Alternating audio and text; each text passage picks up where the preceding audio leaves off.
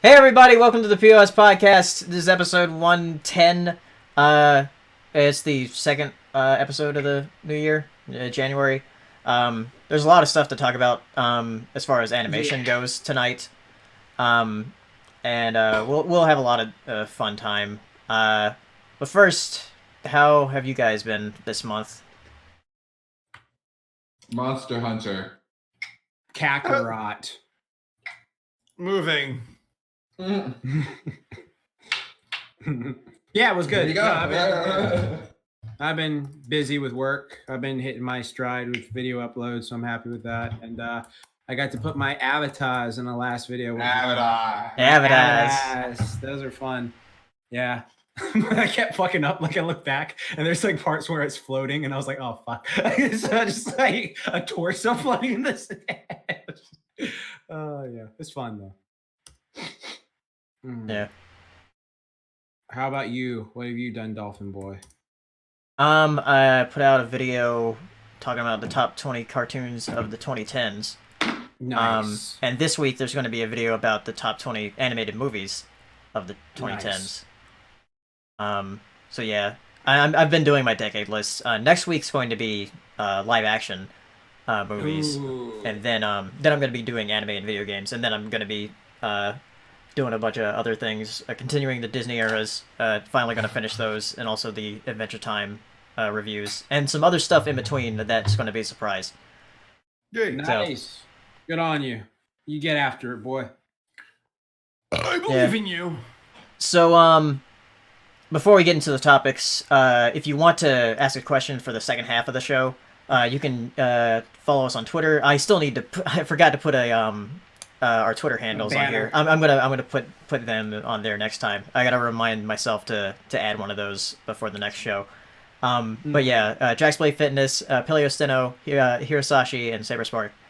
But you can ask us on Twitter or use a super chat, like a couple of people have already done in the chat, and we'll answer that on the second half of the show. So first of all, let's talk about some cartoons. No. Yes, let's do it. What cartoon you want to talk about first? Let's start with the bad, so then we get to the good. Because there's something that's really good, but I just want to get the bad out the fucking way. Okay. So you want to talk about Thundercats Roar? No, let's talk about that bullshit Owl House. No, anyways.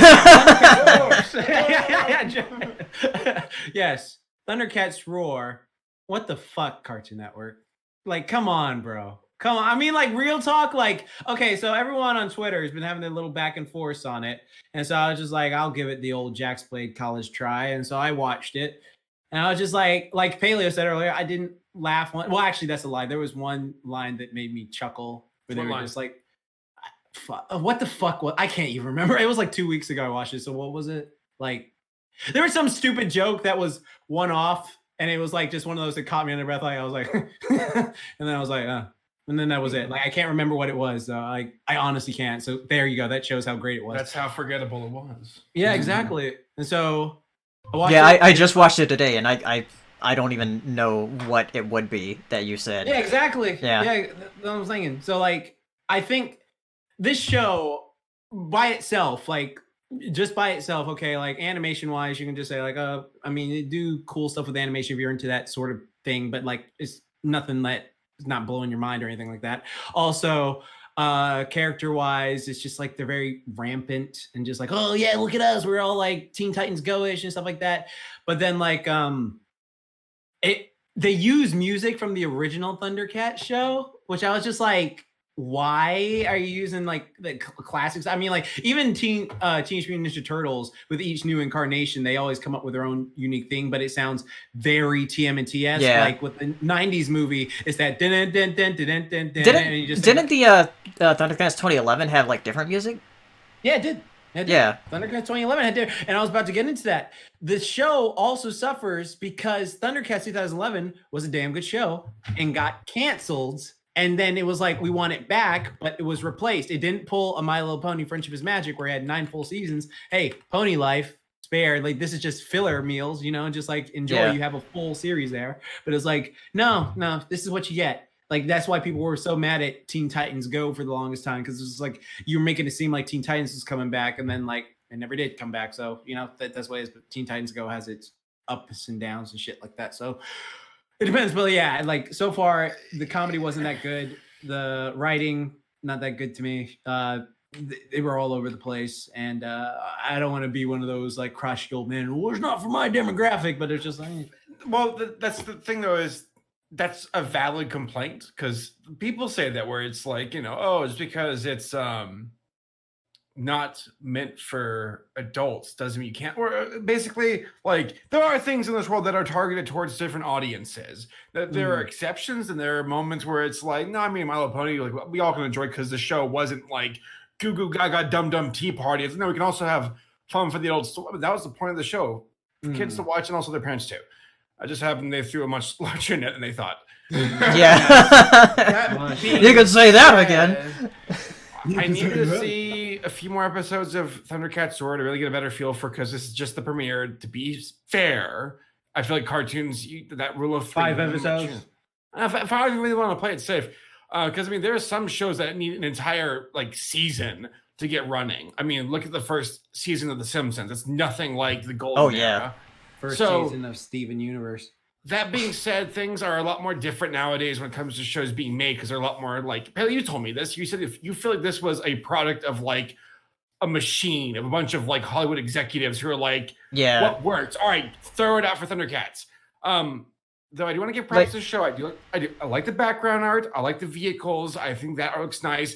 Character designs though look way too soft for me. I don't know. It feels like it's been like filed down to be soft and squishy. That's the thing. Like it's the premiere is like trying to do like the first like arc season of it seems like it's trying to do the first arc of the or the first like 3 episodes of something of like the first Thundercats. Like they're trying to retell that story, but like sillier, and it's like it. I said on Twitter, it seems like someone's parents are trying to make play with their kid, but they don't know how. Like they don't understand anything. I agree with that completely. Like I honestly agree with that. Like super completely. Like the whole thing with like this show. Like I understand. Like okay, you have a demographic. I think it's just. This show, like, because we like saw it, like it was supposed to come out earlier or something like that. Like I remember seeing stuff where because like, the preview for it came out in 2018. 2018. Yeah, like back in like May of 2018.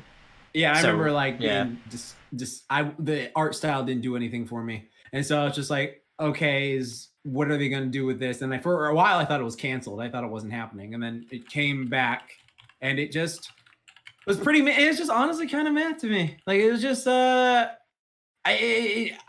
think I'll agree with Saber. Like I'll give it probably 3 more episodes because hell, like I love Teenage Mutant Ninja Turtles, Rise, and the 2012 series. But if I compare the first 5 episodes of TMNT 2012 and Rise of TMNT. To the 1987 TMNT and the 2003 TMNT. It's like, oh, those first 5 episodes, they got you. Like, we actually had a good discussion about this, like me, Hero, and Paleo, like a few nights ago about like great first episodes for a series and how like it just set you up because Paleo showed us this weird lizard. the Dorohedoro.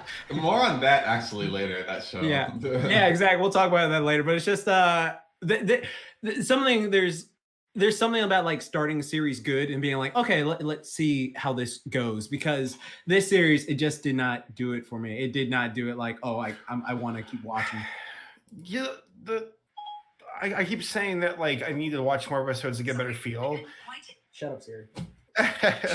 She heard Saber talk and was like, oh, I want to say something. Well, I guess what I'm getting at is that the show's first season is supposed to grab people's attention, sit them down, especially with any show. Then what's the point of it airing if it's not there to grab people's attention and keep them sit down? Whether it's long form content or short form content or both, like that is its purpose. And like, because I'm doing that video about Father of the Pride this week, and that is a show that had all the chips stacked in it to make this show be the next big thing. Like John Goodman, Katzenberg, DreamWorks, the producers of Critters. Donkey made a cameo. Cameo. It's you got Carl Reiner's in it. You got lesbian Olympics. gophers. lesbian gophers. Maybe if Thundercats Roar. Gonna try that now. But what I'm getting at is a show can have all the chips stacked and it's, you hedge all your bets. It still won't be enough because at the end of the day, a show has to stand on its own 2 feet.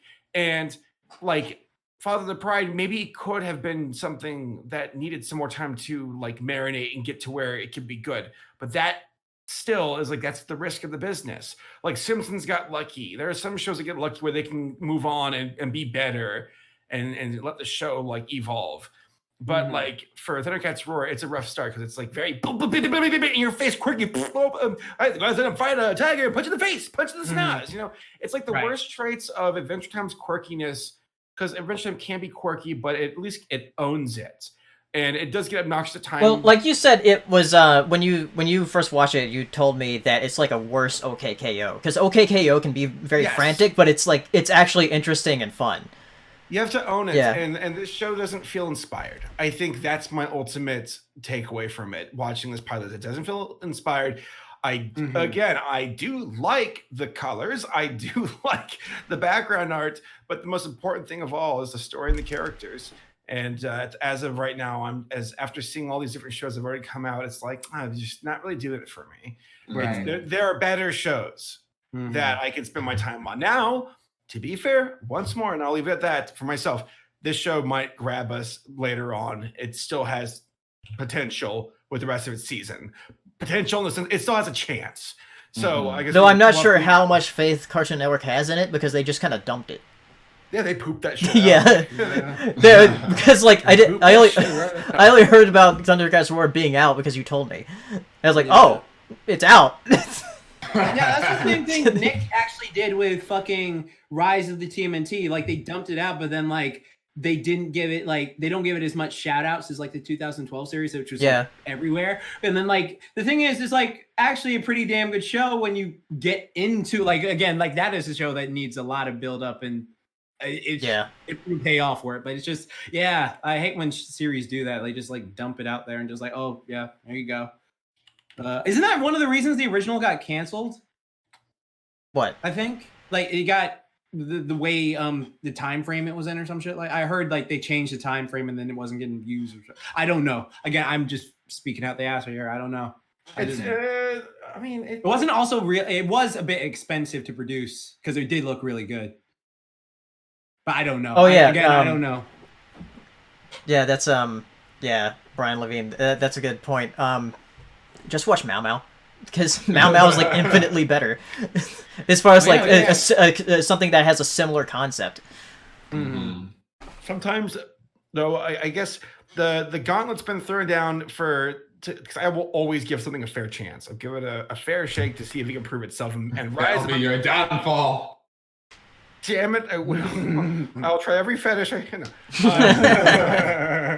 But legitimately, though, this ever since My Little Pony, I have to have that mentality because I mean, if that show could turn my head, then anything's possible. So I hope the energy doesn't seem to be there though. My Little Pony. I mean, its first episode from its first season feels. Well, I was saying it grew and evolved. So right now, this show needs to show that it's unique and not just LOL random humor with Thundercats slapped over it, because that's what it feels like. Yeah, because like I think for me again with the show is just like it doesn't appeal to my personal aesthetic for like it just isn't like I don't know like the way it's drawn like you mentioned earlier like very soft and very that way like with My Little Pony, like we've all talked about this before, like me and Paleo especially, like where like it just looked cute and it looked like aesthetic. Like this reminds me of something, but I can't place it. And then I was like, oh, Powerpuff Girls. It reminds me. Yeah. Of that. And it's just, when I watched it, I was like, oh, no wonder I'm liking it. So yeah, like that's what it was. But yeah, we'll see. Yeah. Enough about Thundercats Roar. Let's talk about some other cartoons. So another cartoon that came out this month is Owl House. came out. Yes. Tier. Yeah, it's got like 2 episodes out at the moment. That's a show that had a better start. Yeah. It makes it even better if you watch Thundercats Roar and then you watch it because you're like, wow, that was shit. What is it? Oh my god, this is amazing. It's just like if you do that, it's like such a palate cleanse. Because I remember like it came out like first off aesthetically, it just looks really. Disney has a certain Hero. You mentioned this, like Disney's aesthetics like very similar to each other. Because when I was looking at it, like looking at the show, I was like, look at this show. Just looks so Disney-esque. Like I don't, it like almost a Star kind of deal. Like they can have a crossover with Gravity Falls and Star versus. Yeah, Star. You wouldn't think twice. It's crisp. It's crisp. Yeah. That's what I see. Yeah. I think it's. I know that this is another like possible like because I know that there's the entire like CalArts thing about Thundercats Roar, but at the same time you can also say the same thing about Owl House where it's like here we go again. It's another cute wootsy fantasy world that starts off kind of lighthearted that will eventually get dark. We've taken bets on like what episode they're going to introduce. We did, yeah. I'm saying season 2. I'm saying end of season 1. I'm saying mid season 1. End of season 1. They're going to introduce what I think they're going to introduce a character mid season 1. You're just like, oh, whatever. But then they're going to pull an Adventure Time and they come back to the character like it was me all along. I was the one doing this. Something like that. That's what I'm thinking. I'm genuinely cool with these kinds of stories because like I know that folks and I'm guilty of this where I'm like here we go again. It's a Trojan horse of serious storytelling in the guise of a cute cartoon show. But that I think that has to happen because you can't like just run out the gate. Like even Avatar was that way where it worked its way up because when you're airing on a kids channel, you have to consider of them. And you can't just go right out the gate with like decapitation. I mean, technically, when you think about it, Avatar, well, I agree with you, Saber, 100%.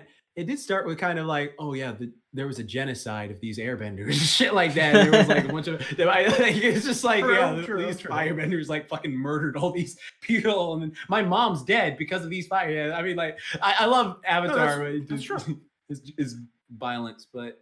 Yeah, I'm excited for Owl House. I like the character. I love their designs for the which very Ryoko from freaking Cubone from Pokemon. And the casting for the witch lady. I forget her name though. It's the Bojack's mom from Bojack's mom and Pacha's wife. And she also was in a sitcom back in the day. And Bill Cipher. She that's King. Deanna's boyfriend, I believe. I'm feeling good about this show. It's got a good vibe to it. And who's not a fan of a fantasy? I'm sure there are plenty of people who aren't. There are many, yes. But I like it. This one again. This what will usually hook me into a show is if it feels inspired. And this one, yes, it's Harry Potter inspired and Lord of the Rings, and you get a little bit of Gravity Falls and whatnot. But like, still, I feel like okay, there's enough here of good like chunks of inspiration to now take on its own form and hopefully run with it. In the same way of, and I feel bad, I have neglected the heck out of Amphibia. I gotta watch that. Yeah, show. I gotta watch that too. I don't watch it either. Yeah. No, Katie loves that show. She's been telling me I watched like. I want to say, I watched an episode and a half before I had to go to the gym, and it actually was really funny. I really liked it. So that's another show out there. Like Disney is just killing it in the department. Like we always say, like, oh, Disney is coming to Empire and shit like that, and it is, but it's just like at least they know how to make. Nickelodeon really needs to just. Yeah, pump their shit up because like all the like great cartoons from this past decade have been from like Netflix, Cartoon Network, and Disney. Yeah, it's like isn't this what you guys do? You know, cartoons like what are you? Yeah, but Nickelodeon's like they had what like Loud House and Korra, and that's it. They're playing it safe. I think SpongeBob has become a poison for them, where they are too afraid to take leaps of faith. Disney's massive, and so is Nickelodeon, not as big as Disney. See, one of the most important things about business is knowing when to invest. Because if you're going to hold on and you're not going to actually cultivate anything new, then you're going to be dead in the water eventually. That's why Disney Plus, the Fox purchase, all these shows, they are planting seeds. and this is going to be a good time because it's trying to latch on to these young viewers. Our generation, is kind of in that awkward between of boomers and Gen Z or Gen what's the one? X, I guess, whatever. Not X. No, it's the Zoomers, whatever. Yeah, the Zoomers. Gen Z. What the fuck is a Zoomer? Oh, never mind. Just go. It's the generation after us. Yeah, the young ones who are currently walking this earth. But what I'm getting at is that it's good to see Disney put money and try to get people's attention. Hopefully it holds up. Hopefully there won't be a drop in quality once they feel they earned our business and they're like, okay, fuck it, we're done. Like now we're just gonna phone it in. That's what happened, I think, with cable, with like Nick and Disney Channel. A lot of these shows after like the mid 2000s, they're like, we're good. Yeah. I think I can just count all the good Nickelodeon shows. Are like I was like TMNT 2012, Legend of Korra, Loud House. Does Loud House's spinoff, is that any good? I don't know. Is it out? I don't know. I thought. There's Harvey Beaks, the that cartoon from the creator of Chowder. I've only seen a couple episodes of that though. Oh wait, I'm thinking of Big City Greens. Harvey Beaks. Yeah, I don't think I know. Big City Greens is Disney. Yeah. Like, so you had 2 Ninja Turtle shows, Korra, Avatar sequel, and 1 original. So it's not enough. It's not nearly enough. I think whoever's in charge at Nickelodeon, Viacom, whatever, they aren't the right people in charge. And I think right now is the moment where, I mean, I if I was in charge of Nickelodeon, I'd be like, I'm firing people. Like you all. No, honestly, you should. That failed us. Look at Disney. Look at Netflix. Look at what they're doing. We are failing. Yeah, like, and fucking Cartoon Network like started iconic series and ended it like Adventure Time. That was 2010, and it was like boom, finished it. We did a good job with this. Fucking regular show, boom, finished it. Gumball, boom, and it's just like all these shows. It's just like, hey, at least we made shows and we finished. They're making an impact. Nickelodeon did make an impact. Really, Loud House is like it, and even then, Loud House is not as good as I mean, it's good, but it's not the. It's not like DuckTales. It's not DuckTales. It's like my level of like quality now. Like that's like here. I know it's the point you're trying to make, but part of me is just like, damn man, you ain't gotta pit it against DuckTales. This is unfair. Like, Jesus Christ, came out swinging. No, hopefully this is a wake up call for Nickelodeon.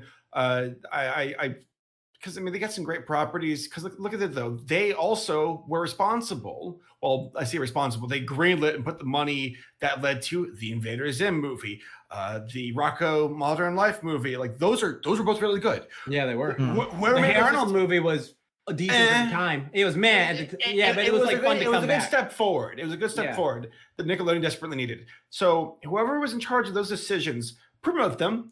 And let them keep like making those decisions because nostalgia is a hell of a drug. Like I agree with you, Saber, right there. What you just said right there, like everything you just said. But like, okay, so if we're in a world of reboots and nostalgia is so powerful, like again, like DuckTales is again high quality reboot material. I just think that is my standard for like you want to do a reboot, look at DuckTales. You want to do something original, DuckTales, like it's just like perfect. So I mean. They could do some like, aren't they supposed to rebooting Rugrats or something like that? Is that they're doing a weird live action hybrid movie. It sounds terrible. What do you mean though. Hybrid? Yeah, like the babies would be CG and everything. So why don't they just do it Baby Geniuses way if they're gonna? I mean, like in Baby Geniuses 2, there's a reference to Rugrats with the character having like the Rugrats. It's so stupid. Hire me, Nick. I'll like make you get like 10,000 fucking. But my main problem with Nick is that they need to have more original shows. Mm-hmm. Yeah, they can't keep relying on their old stuff. Yeah, you know what? I mean, they got lucky with SpongeBob. Fucking primal, and that's God too. So there you go. Yeah, they can't keep relying on SpongeBob. They're gonna have that the third SpongeBob movie this year, and then Camp Coral. Look, here's what you need to do. You need to go and make Klasky and Kazupo make up with each other, and then just be like, "Hey, we need 5 shows. Do your thing." Are they fine now? I think they've been fine, but I don't know if they're. Yeah, I know that Nickelodeon. It was Paul Germain who was like the real brains behind it. So like, for what it's worth, even if you brought back Klasky and Supo or Chupo, how you say the name, it's still I think I'd be looking for new talent personally. Maybe Yeah, some, like a blend of both. remember, like Nickelodeon and Netflix have this deal together now, so maybe they'll make something original with each other. Yeah. What was the last, besides Loud House, and I'm not counting Ninja Turtles because Ninja Turtles, and Avatar, of course, stuff like that. What was the last original, like, great Nick show that's not SpongeBob either? You said that's Not not Loud House? Not Harvey Loud Beaks. House. Not Harvey Beaks. Harvey but Beaks the actually music but the stuff I've seen of it, I was like, I love this show. It seems smart. I think it would have done better on Cartoon Network. I think. Yeah, it would have. Harvey Beaks. That's from the creator of Chowder. Harvey Beaks. Which he's going to be doing that Jellystone cartoon. Oh, is that the show where the kid was like, I like boys now? And they're like, well, I love you anyway, son. No. He was saying, like, I have to stick with this with Harvey now, or whatever. And his dad's like, well, I wouldn't have guessed, but I support you all the way. Oh, that's funny. Like, it's sweet that his father was so quick to be like, okay, well, it's I support you. And it's like, no, I didn't mean like that, Dad. That was wholesome. So yeah, anything else about? We were talking about Owl House. It's really good. Y'all should watch it. Go support it. It doesn't suck because like Disney's just doing that whole shit. You know what I don't understand about Disney is Disney is so great with their animation. Like the last series, I can just say it's just like you've done fucking amazing. Why the fuck can't you get that Marvel cartoons right, though? It's just like, I have not seen a great Marvel cartoon since Avengers Earth's Mightiest Heroes ended. Like, literally, you only have like 5, probably 6 great, objectively great, like everyone will be like, okay, or objectively good, like Marvel cartoons. It's like Spectacular Spider-Man, Avengers Earth's Mightiest Heroes, the X-Men cartoon from the 90s, X-Men Evolution, Spider-Man 1990, Wolverine and the X-Men, and then some parts of the Incredible Hulk series and some parts of Iron Man, the animated series. But like, besides that, everything else, like, I swear to God, if someone says, but I liked Ultimate Spider, no, you did not. You did not. You think you do. You think you do. And that new Spider-Man, no. It's just, I don't know what Yeah. So yeah, Owl House is really good. You should check it out. There's 2 episodes out at the moment. Yep. So when I was talking about Nickelodeon and Netflix, so something I just watched a bit of today was Kipo and the Age of Wonderbeasts. Age of the Wonderbeasts. No spoilers, please. Yeah, I'm not going to spoil anything. I'm just going to say a lot of people are comparing it to Adventure Time, and as soon as the episode started, I knew exactly why. Because it's Adventure Time. No. No, it's not. I would more compare it to like a combination of Adventure Time and Avatar. Like if you fuse those two together, this is what you would get. Oh, so the animation's on point. The story's like the animation kind of looks like Avatar. Oh fuck! Well, I mean, they've been using that Avatar-esque style for a lot of shows. Yeah, like it was Voltron, fucking a bit of She-Ra. A bit of She-Ra looks like it, and then like there was other show. I can't remember what it was, but like not Dragon Prince because it wasn't CGI. It was 2D. But like everyone's been using that Avatar-esque style now. Like I've been noticing it a lot recently. Mm-hmm. It's funny because you say it kind of looks like Avatar. So I'm just like thinking of like how beautiful the last scene in Avatar is. And I was like, is it that beautiful? Because I'm about to watch it if it is. It's gonna be hard to beat that. Avatar set the bar really high. That final scene is ridiculously good. It's looking. So good. I think my favorite scene in the entire, like, whatever, that's a tangent. So definitely have to check it out. I've heard really good things from it, and I've seen some clips, and I'm like, oh, I want to watch this. Oh, I meant to tell you guys something. I watched something sad intentionally, and I liked it a lot. My friend Mike, he like tagged me on like fucking Twitter, and he was like, "Oh, you watched Kit Bull, didn't you?" Yeah, I did. And I was just like, I like watched it. I was like, I swear to God, if this is some sad shit, I'm gonna turn it off. And he would just like watch it, and then he didn't say anything. Then I started watching. I was like, okay, it looks cute. And then shit happened, and I was just like, what the fuck, Mike? And then like I got to the end of it, and I was like crying, and I was just like, this is beautiful. I love this. And then I was like, this should get any award. And I was just like, he snuck it on me. But yeah, Kit Bull was. Why don't you like feeling Because I'm depressed. I am chronically depressed, and I don't like feeling sad. Well, it could be therapeutic, maybe. I don't know. Well, crying. Yeah. It helps me sometimes, gets the emotions out. But that's a big conversation that probably shouldn't be on the podcast. Yeah. We're men, we don't cry. You're right. But yeah, Kipo and actually trying to keep us moving along. yeah, I was on my feeling. That was good. yeah, so yeah, Kipo and the Age of the Wonderbeasts. Yeah, I'd recommend it so far. I've watched 3 episodes. It's a slightly serious but more silly. Oh, it's that kind of show. Okay. Yeah. Oh, you mean like that one So show? that's why I said it feels more like a combination of Adventure Time and Avatar.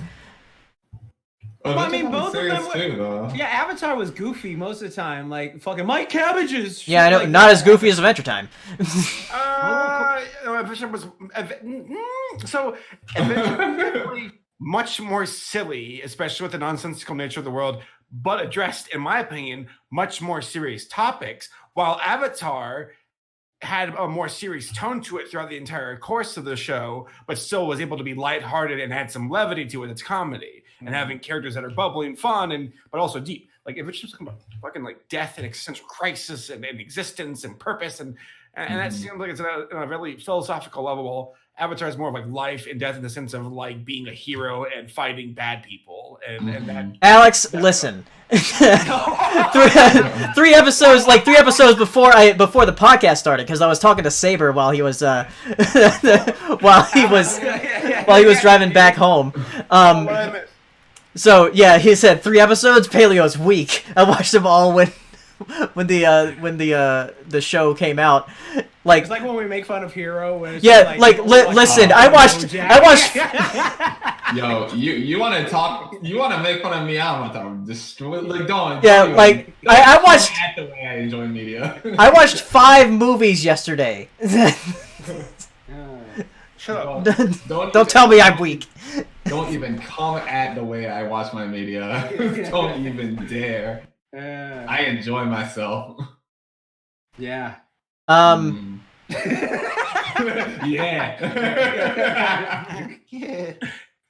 Yeah. So yeah, I'll probably finish it tomorrow. But one more cartoon before we go on to some trailers and other stuff. Let's talk a little bit. I won't do like any spoilers or anything, but Infinity Train Book 2. I don't know what that is. That was Saber hasn't watched it yet, right? Yeah, I'll dip out if you want to talk about it. Okay. Yeah, I'll dip out. Wait, you said you don't want to spoil nothing, right? He's deafened himself. Okay. How do I? Well, I'm asking you though. Yeah, I don't want to spoil anything. Okay. Like not too much. Sure, I will say that I personally enjoyed it more than Infinity Train Season 1. I thought it was actually really, really good. I like...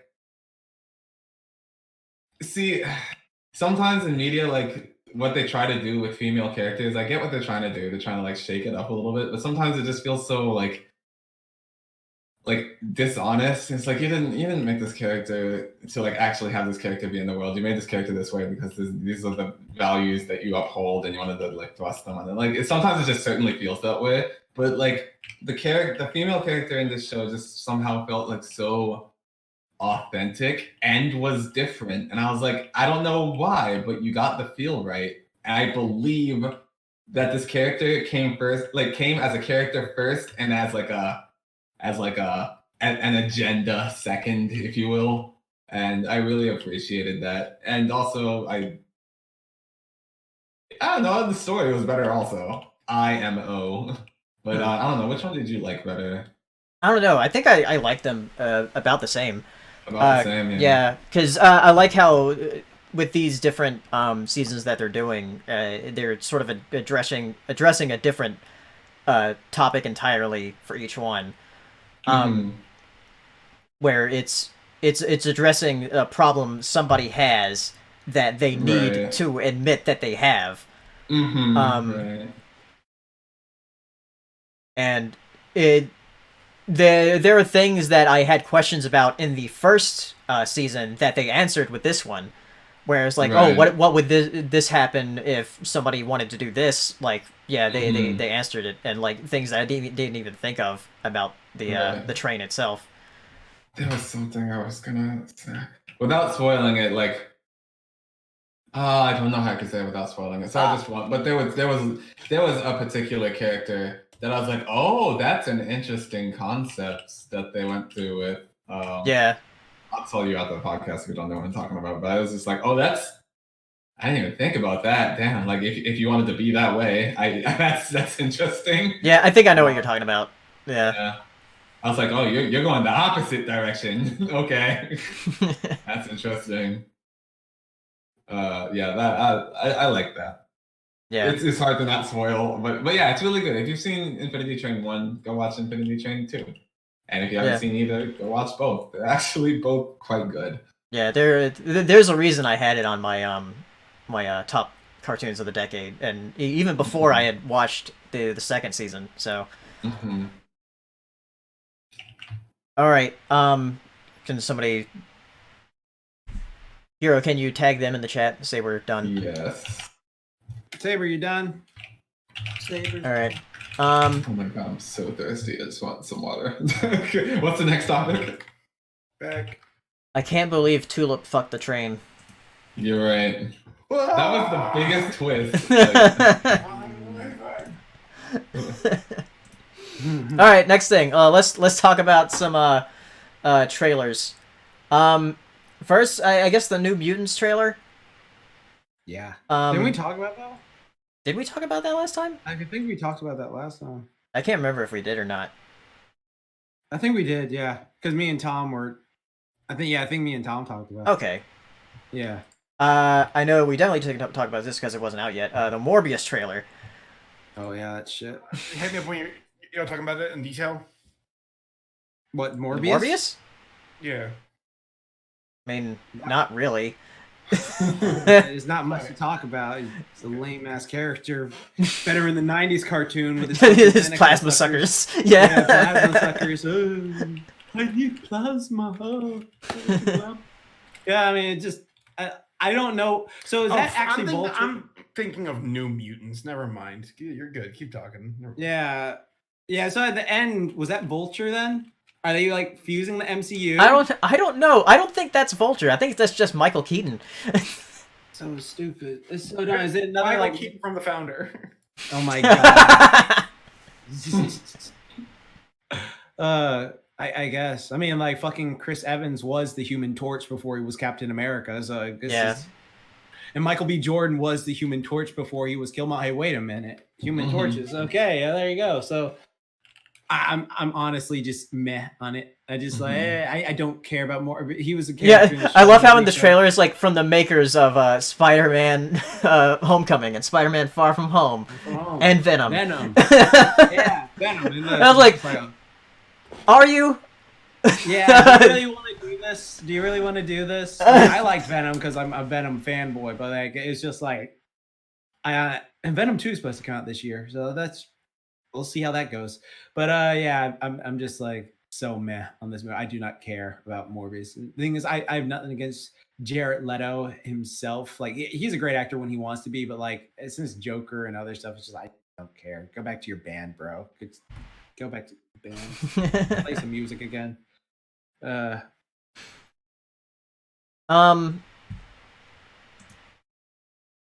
Yeah, enough to talk about those trailers. Let's talk about the Peacock streaming service that is coming out in April.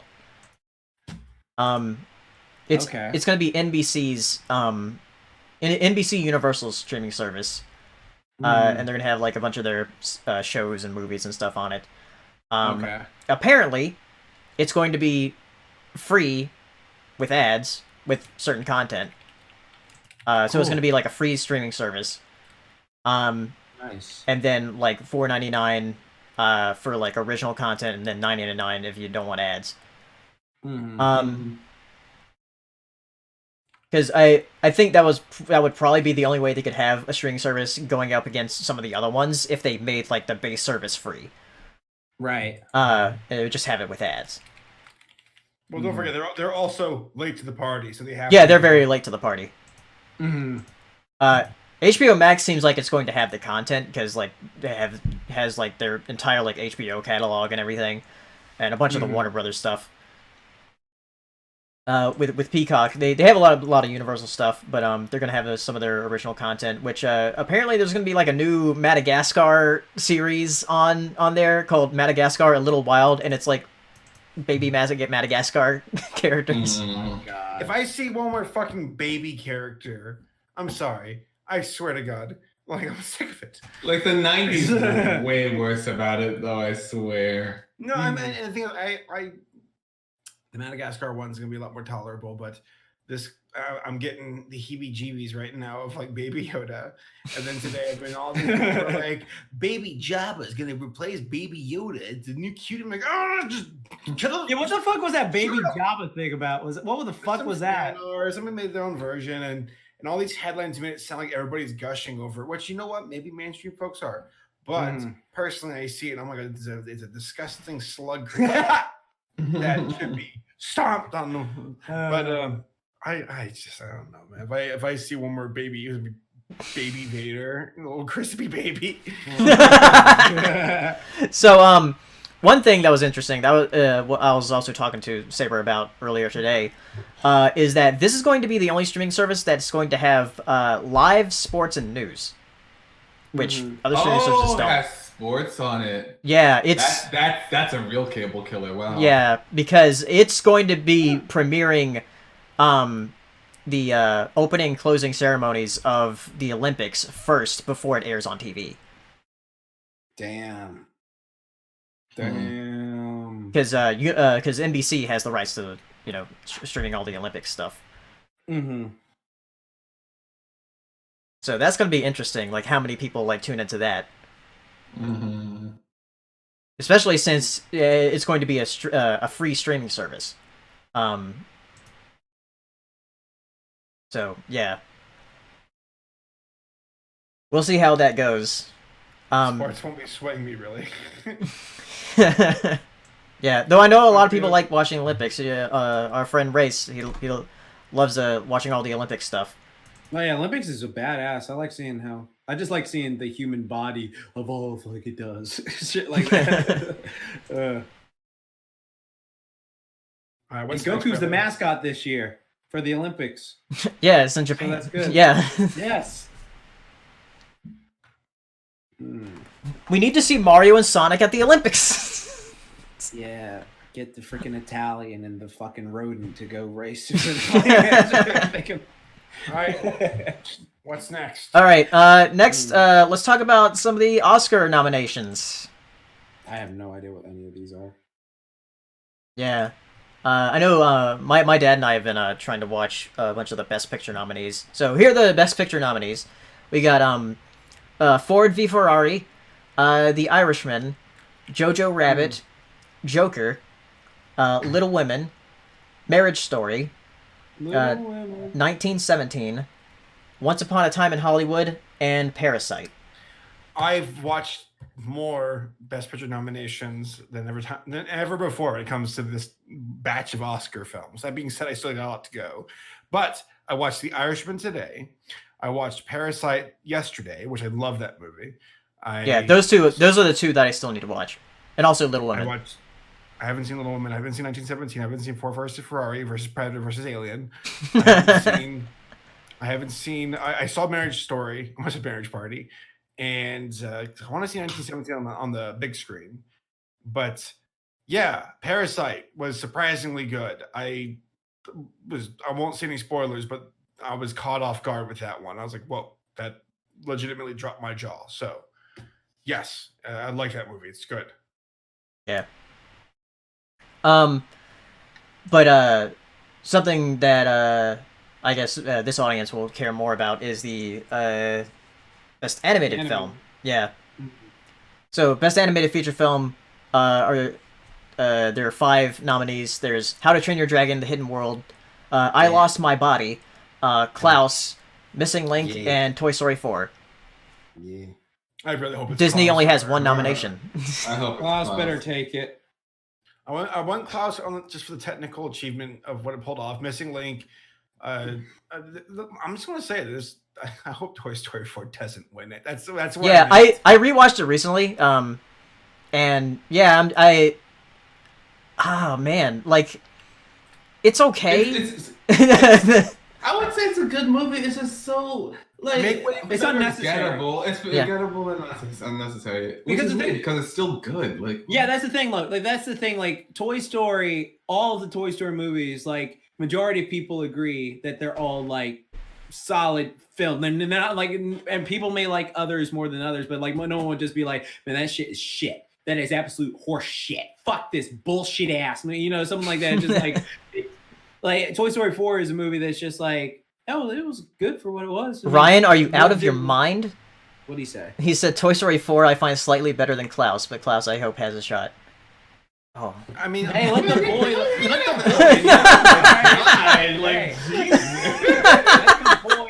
From a storytelling, so I guess I like what Laura said in the chat. Toy Story 4 is an OVA. It is. It really is an OVA. Oh, she's right. I don't comment people's opinions like that. He says it's not an unpopular opinion. I mean, I guess. I want a movie that is out of the status quo to win. That's what I want. Missing Link for stop motion. And also, poor Leica can. That'd be amazing. Has DreamWorks only won for Shrek? Has that been the only was it Shrek movie? 1 or Shrek 2? Shrek 1. Shrek. Oh. Shrek 2. Which is the first Best Picture Picture winner ever. Are you serious? Yeah. It's the first one because that was when they added the category. They campaigned for it. I don't know. Was that the one with like Jimmy Neutron and all that? Yeah, had Jimmy Neutron and Monsters Inc. We're cutting you off. Hero, go ahead. I'm sorry.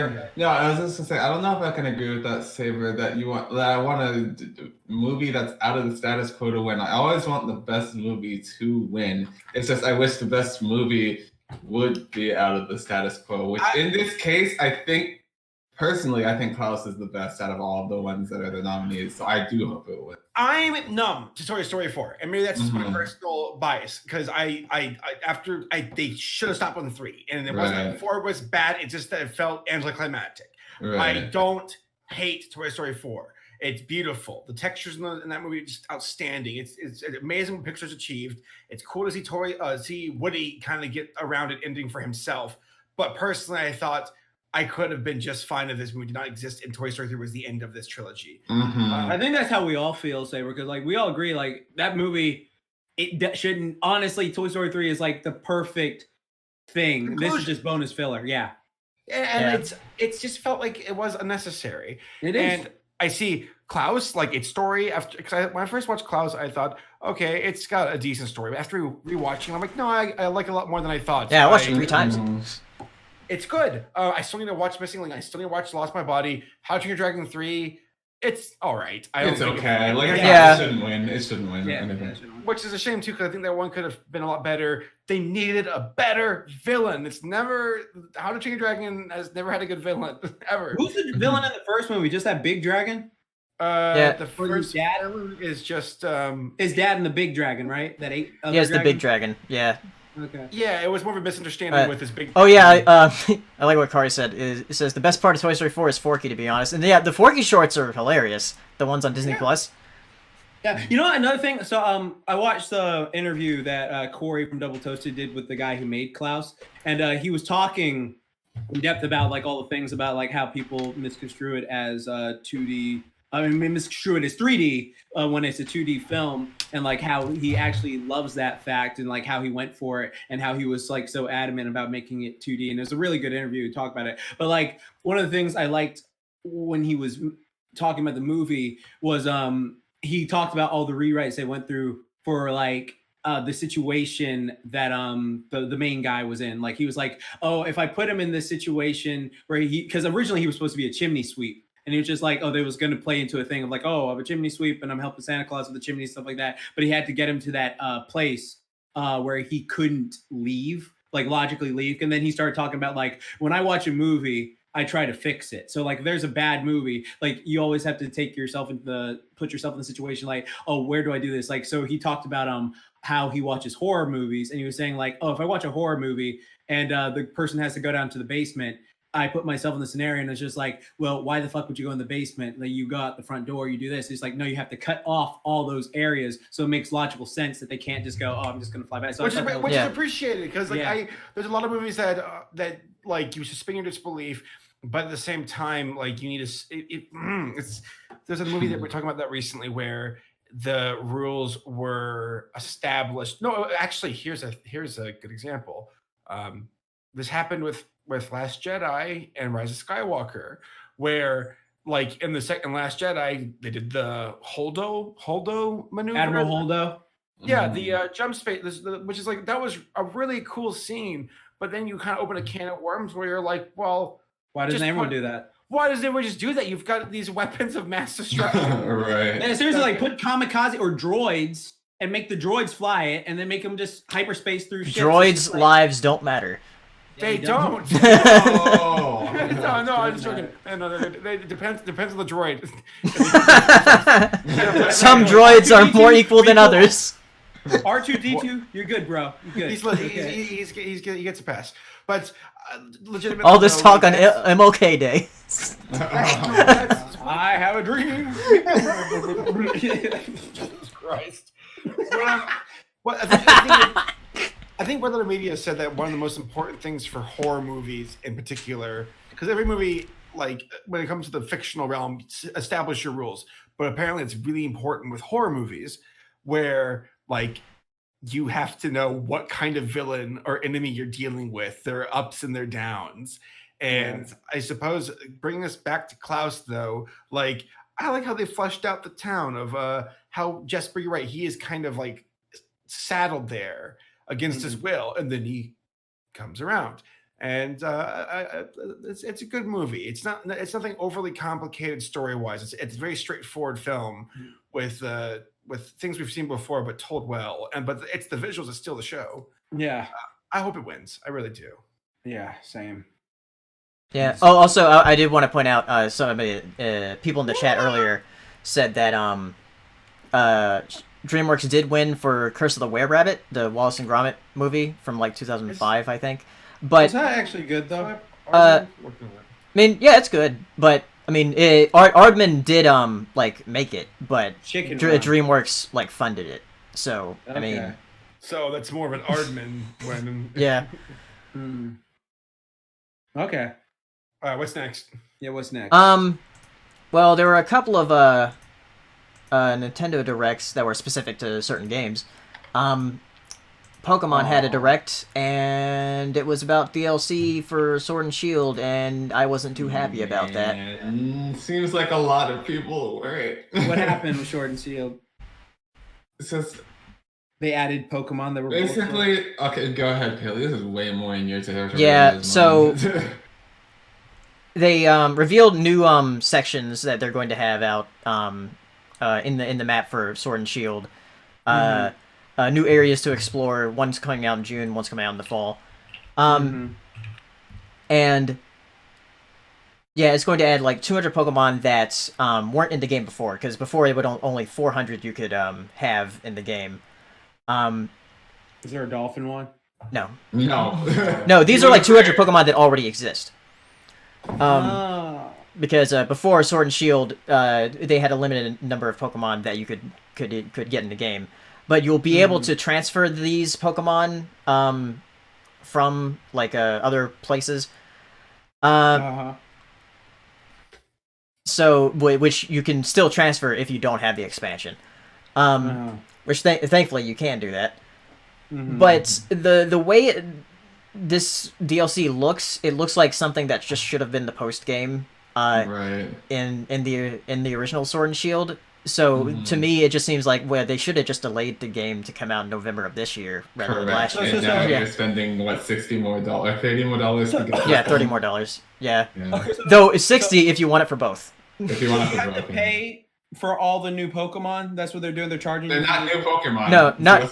They're not new Pokemon. They're Pokemon that will be transferable now.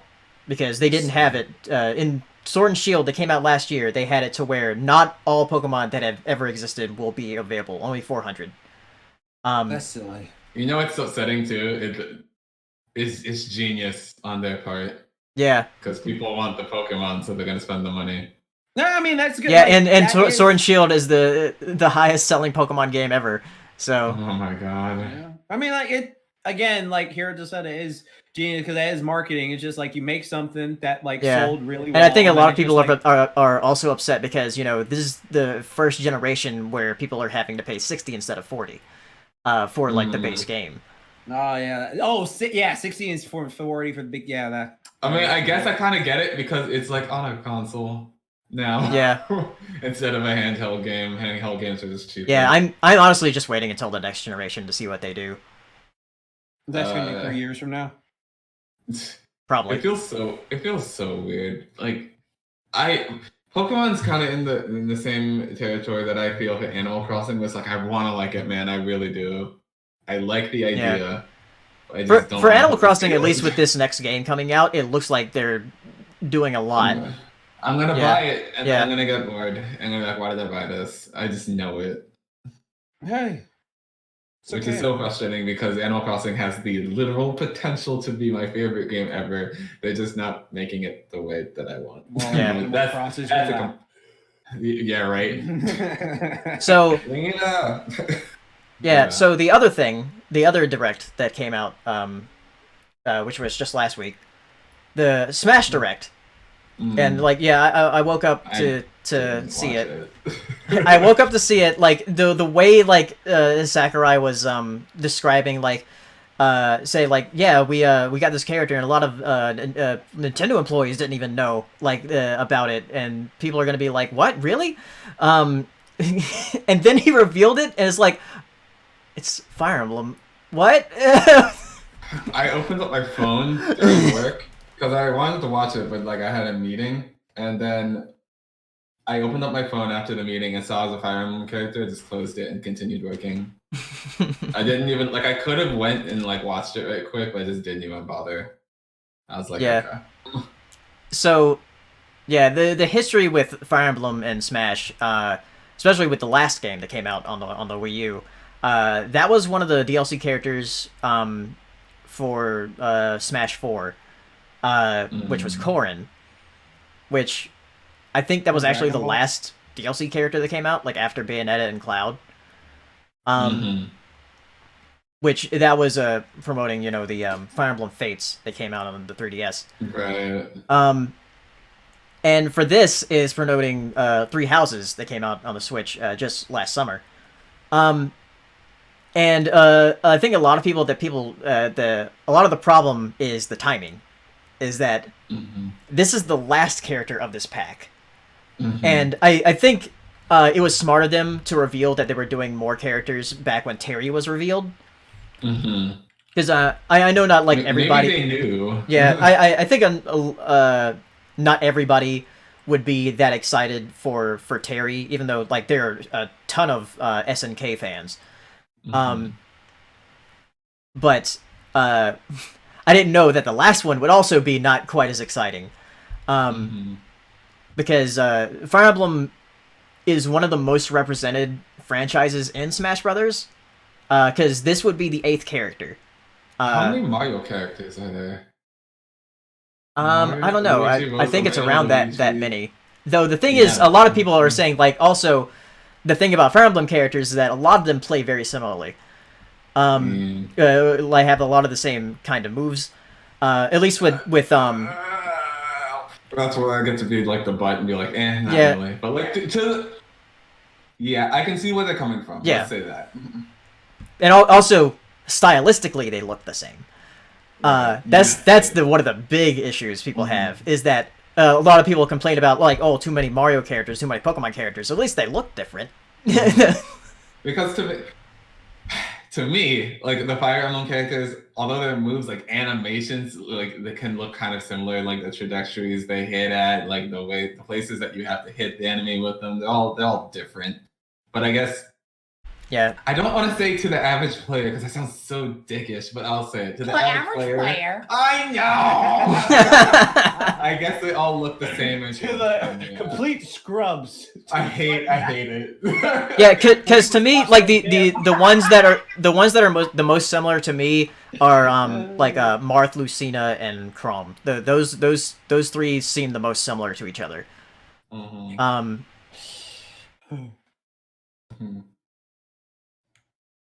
But yeah, I'm not as I'm not as upset as other people because like they revealed like 6 more characters are coming, so yeah.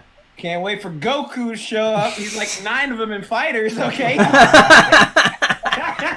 if they just like we're adding a shonen anime character, the most requested shonen anime character ever, Deku. I would fly to fucking Japan and I would fucking wreck shot. No, you ain't doing it.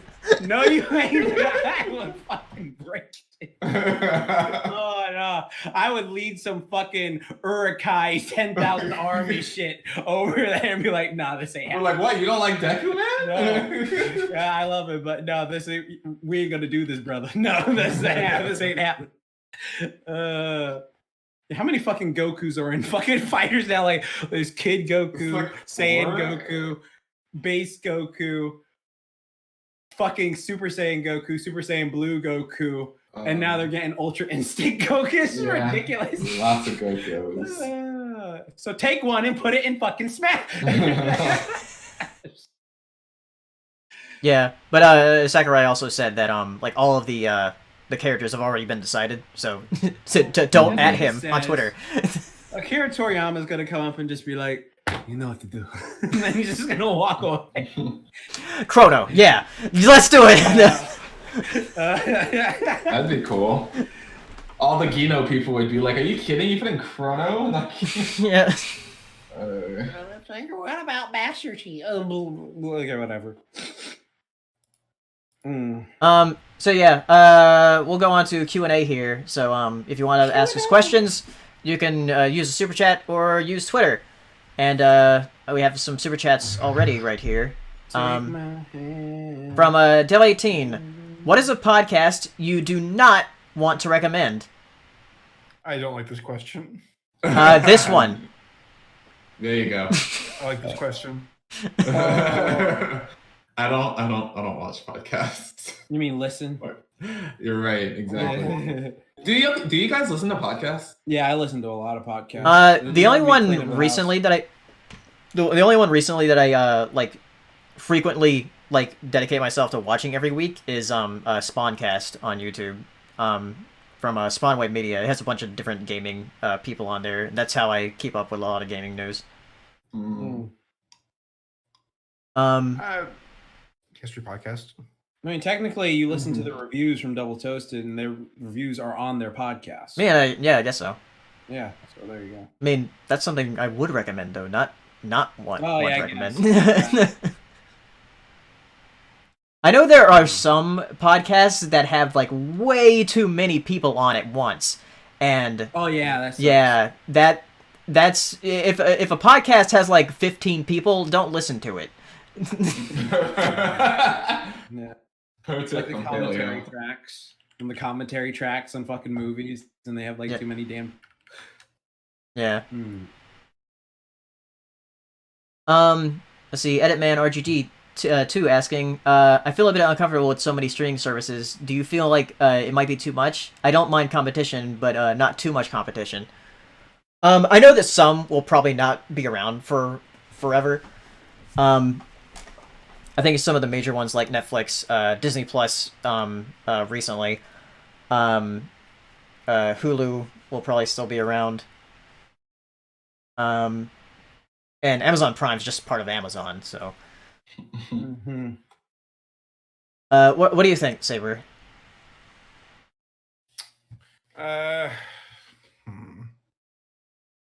Because there's that one video I was talking to you about from Shadow Streak. The video's titles "Are there too many streaming services?" And he goes by like he doesn't think there are because it's still cheaper than cable because the average price of cable is like $107. Shit. See. Don't forget, at the end of the day, the objective here is to get as much money as he possibly can. So we'll see if this will snowball. But as of right now, I think it's healthy diversity and change. Yeah, and a lot of Cable has had a good for far too long. Yeah, and a lot of things people forget about cable is that cables, for cable, you have to sign a contract. Mm-hmm. You don't have to do that to streaming services. If you don't like it, you can just like cancel your subscription. Right. You're Factuals. I just what I want it to actually be. It'll never ever ever happen. But just like have a pool of content. Just be like, I want to watch Hey Arnold. I want to watch One Piece. I want to watch Dragon Ball Z, and I want to watch Clarissa Explains It All. I'll spend the money that I want to watch those 4 things. Oh, that'd be dope. That Like, would you be have, like, amazing. That would be Are you talking about are you talking about buying a box set? yes, a box set, but it's like I'm that so lazy that I have all these box sets and I don't feel like going and taking them. Are you talking about putting them buying it digitally? I don't fucking buy shit digitally. That's an old people. it's you can, but like the way streaming services have it is way Yeah, cheaper. streaming service is convenient. Like, look, I can't reach it. But like, like how many things are there on Disney Plus and it costs $6 a month? It's like, okay, so how much does one show cost? Like 14 cents?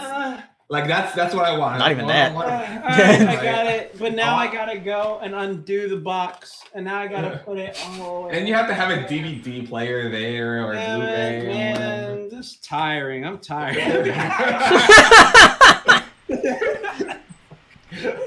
Personal trainer. It's so valid. So valid. So valid. I know that will never happen, but it really would be so nice if I could just be like, yeah, I want to watch these 4 shows. I'll spend like 20 cents. I love physical media, but I just like to look at it. Right, I like to look at it too. Yeah. Yeah, I think one major problem with digital media is that a lot of stuff is just too expensive to be digital. Like, digital goods should be a lot cheaper than they are, because there's no Nintendo. Because there's no production for it. You just have to get the code and like. Mm-hmm. You don't have to make a box or a disc for it. So yeah. Right. Because I see like you can buy like a season of the show and the season costs like $20. Is like, it shouldn't cost that much. It costs like $5 or less. Yeah, exactly. Like, I fucking hate what Amazon does, where it's just like it has all these shows on there, and it's like Amazon streaming, and you're like, oh shit, I'm gonna go watch this, and it's like, oh, okay, that'll be $12. So like, what the fuck? Like, I'm already paying for Amazon Prime. What? Yeah, Amazon's Prime like it has the worst layout out of all the streaming services. Yeah. It's a garbage bin. I don't know. I think literally every streaming service I've looked at, I'm like, I think all of these perform badly. Like, why didn't they? None of them feel good to me. Maybe it's like the layout that can't be optimized. Maybe it's just a failed idea from the get go. Mm-hmm. I don't know, because a lot of them look like Netflix. I'm like, this layout just it's not good enough. At least they don't fucking spoil shit like Netflix does. Oh like, my goodness. Every streaming service like that has a show that can easily have spoilers and they just show you a thumbnail from the next episode, that is awful. There's been one service I've used, I'm not gonna say what it is, but there's been one service that I've used that like it has all of the episodes are just blacked out. And then once you've watched it, then it fills in. I was like, this is the best implementation. Yeah, that seems genius. Yeah, that's why I have like I have an extension for Netflix for that, to where it like blurs out thumbnails. What's also awesome about that is it helps you remember like what episode you were on. Yeah. Right. That's also great. True that. And it feels like a little achievement. You're like, yeah, I unlocked the picture. Cool. Right, another one from Edit Man. I would love to see more animated video games like Fire Emblem, Cuphead, Spyro Reignited, and Crash Insane Trilogy and Nitro Fueled. More animated video games? I'm not sure what you mean by that. Was there a 2D Crash game? Yeah, because he said Cuphead and Fire Emblem. I mean, technically all video games are animated. Like Paper Mario, he means. I guess Paper Mario's like flat 2D. Let's give him a chance to clarify. Yeah, I'm not sure. I'm not sure what you mean by that. Yeah, I don't know, bro. Let's see. Only from Enigma Friends. Only Jax can answer this. But between Fluttershy, Airy, and Nero, whose smile would you protect? The other two will be very sad forever and remain sad. You motherfucker! Oh, that's sad. Nero. Oh, she just. Please protect Nero. Oh man. What's Nero from? Aries. I'll show you a picture. Like Fate Nero? No, I think he means Black Clover Nero. Oh, okay. Yeah. This is Nero from Black Clover. So like, yeah, I'm trying to think like now because that poor girl, she's been through so much, and it's just like, oh fuck. Oh man. Okay. That makes a lot more sense because the other one does not need protecting. She'll protect herself. Let me think. You know what? Nero and Fluttershy, they're adults. They can get stuff figured out, and they live in a world of magic. And Aery's just a poor girl with a fucked up quirk. So yeah, I'd probably go with Aery. Because Fluttershy, like, I'm sure if Twilight saw she was sad for an amount of time, she'd be like, "Here's a magic spell. You're happy. Flutter your ass. There you go. Yeah, there you go." And then like fucking Nero right here. Yeah, she'll be fine. She'll be fine. Yeah. Oh yeah, Major Megazow in the chat says he might be referring to video games with a more cartoonish aesthetic. I mean, yeah. Oh, you mean like Ultimate Spider-Man for PS2? That had more cartoonish. Yeah. Thing. And like Spyro and Crash are like mascot platformers, so. They were great. Yeah, I don't know how Fire Emblem fits into that though. That's just more like, I guess, anime-esque. Which there's a ton of those games.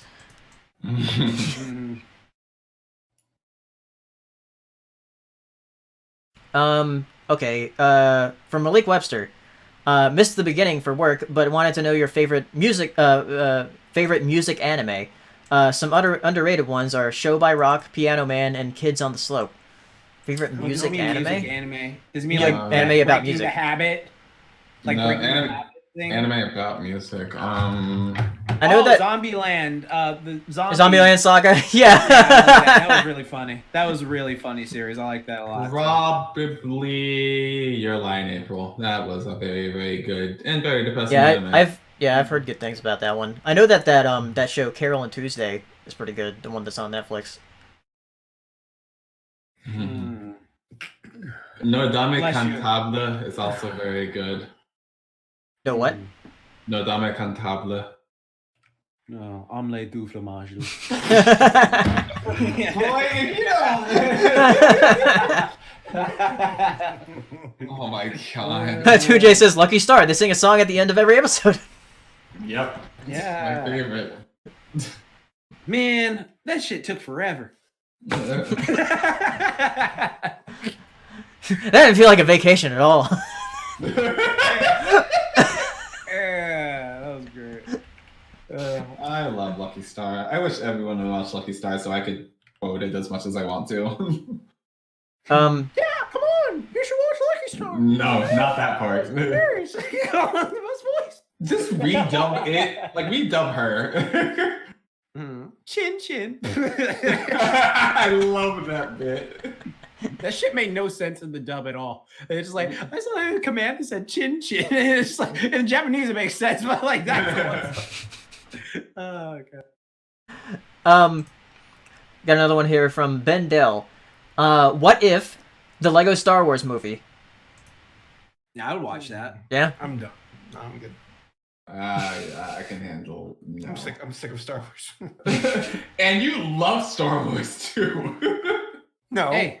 I like Star Wars. Hey, go watch some Clone Wars. Love Star Wars. You'll feel better. No, Laura and I tried watching that, so I have to say the thing about watching the 2003 thing is it's very action paced, not really story bound. It's like just thrown into little quip stories, which makes sense because it's very short form. Yeah, they're only 5 minutes long. The first season. But yeah, if you don't know what you're getting yourself into, you will get lost. Oh yeah, you will. Yeah. Like when you watch Dora. By the way, I do like Star Wars. I grew up with that shit, and I guess I'm hitting an oversaturation point where I'm like, it's starting. I understand. Same thing happened with Rock Band. Oh god, Yeah. Rock Band.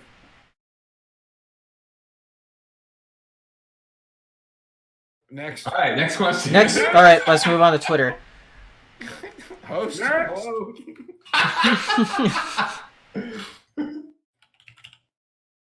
Let's see. Next. I need All right. Have you guys seen the David Lynch short film that dropped on Netflix today Yeah, from Major Force Mekazawa? Yeah, Saber No. watched it. It's weird. David Lynch is weird. Yeah, David Lynch is a weird motherfucker. Which I told Lo after watching, I'm like, I'm not sure if this guy is just like if he makes no sense or if he's like possibly the greatest shit poster of our age. Like, I honest to God don't understand. Like, even he's been shit posting since like the 80s. You know, it's so weird because that's the thing about being weird is you have to back it up with some kind of rhyme or reason. Because if it's just nonsense, well, that had some rhyme and reason. Like, if it's just straight up, like, it's like that stupid art that's a banana stapled to a wall. It's like it's not art to me. You're just being outrageous, and it's not important, and it doesn't really say anything. For David Lynch with Twin Peaks, it's like, okay, that's weird and quirky, but you're able to back it up at times, which is the most important part of like making me stick around. Yeah, and this monkey thing with David Lynch is, I mean, that's it's silly. You can just do it having fun, but I'll give him credit to say his stuff isn't just absolute insanity. Like there's still some string of something to keep it going along.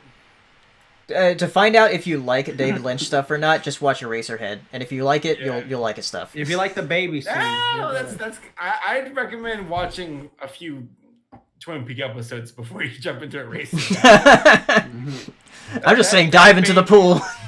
Oh yeah, that baby is creepy as hell. Soundboard has a super chat here saying, you all need to watch Kipo. That is all. I've watched 3 episodes so far, so I watched it before this podcast. Another one from Major Mekazawa on Twitter. What are some good double feature ideas that you have? For me, I think Akira and A Clockwork Orange would pair well together. Huh. I You know what? guys, I need to watch Akira. I'm sorry, Red. Well, Akira? You need to watch it? You haven't watched it yet? Akira. No. I feel like everybody has that one like movie that should pertain to their taste and they haven't seen it. And for me, it's Akira. Akira, how do you say it? For me, it's Snow White. I don't know why I just won't watch it. I just won't. Actually, don't hold that against you. Snow White is it's groundbreaking for what it achieved, and it's it Yeah, set the I just kind of put myself in that time period when I watch it. I'm like, oh, yeah, it's something that just hadn't been really done before. Yeah, but I just want to watch it as an animation fan. It feels like I should. I don't know, but it's so old. I just don't care. Well, I mean, yeah, the story's slow. and sleeping, Snow White is boring as fuck. Like as a kid. That's true. Yeah, It's true. It's valid. I know, but it's just really something I should watch, just for the history. I don't know. Double features, funnily enough, Paleo and I and one of our I was just thinking about that. Yeah, we did a triple feature. I forgot what the first movie. Yeah, it was we watched Robin. we watched Robin Hood, then Fantastic Mr. Fox, and then Zootopia. So like Fox films. Triple Fox, yeah. Triple we Fox can do that feature. for a lot of animals, actually. Yeah, we can do it with mice. There's a ton of mice movies. I would love a mouse triple feature. Please, let's do that. Oh my god. We could do like a fucking quad feature with that, or a quint feature, or a sext feature. Yeah, we don't need to have sex with mice. That's not necessary. But... Yeah, it's like that episode of Nosuke Reviewers with the fairies. I do like mice though. They're cute. I got a super chat from Game Toy Collector here. It says, I like that CRT behind you. Model, games hooked. I don't know what model it is. You have no idea what model that is. Yeah, I have no idea what model it is. I got it for free from some people that were having a yard sale next to my aunt's house. And I was like, I'll take it because they wanted to get rid of it. So I don't really have anything hooked up to it at the moment though. Wasn't Tony Hawk in Rocket Power? Yeah, he was. Yes, he What was. happened He with- was in the 900 episode. Word. And they kept calling him the Hawk, and all his stuff had hawks on it. And like he was like, Mr. Hawk, hey, let's go rollerblading, bro. Come on, let's get some grindage after this, you know. I fucking hate these kids. What was the name of the move they were trying to do? The Super McTwist 900? Is that it? Ew, What, he looks so... the kickflip one? Yeah, the Super McTwist 900 or something like that. What did you? Why is Oh God! He Wait, looks like a fucking like that's a punchable face. I'm He sorry. looks like a Oh, slice of God. pizza. What the fuck? He looks like a Twitch streamer. He looks like fucking Ninja. Yeah, he does look like Ninja. Fucking bitch. Oh my god, he kind of. That's how Ninja styles appear. Rocket So Power bad. Tony Hawk. Oh god, yeah, look it up, people. It's weird. Oh.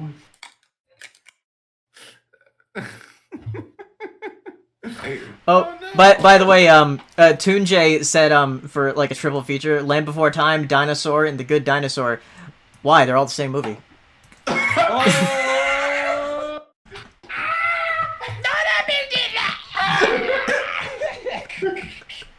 Wow! That's coming. I mean, I love all those movies, but well, I mean, I don't love Dinosaur. You don't love Dinosaur? Mike, what? Really? Oh my gosh. Yeah, we should do some more triple features. That was a very fun day. I enjoyed that. Yeah. Somebody call Walter. Shut up.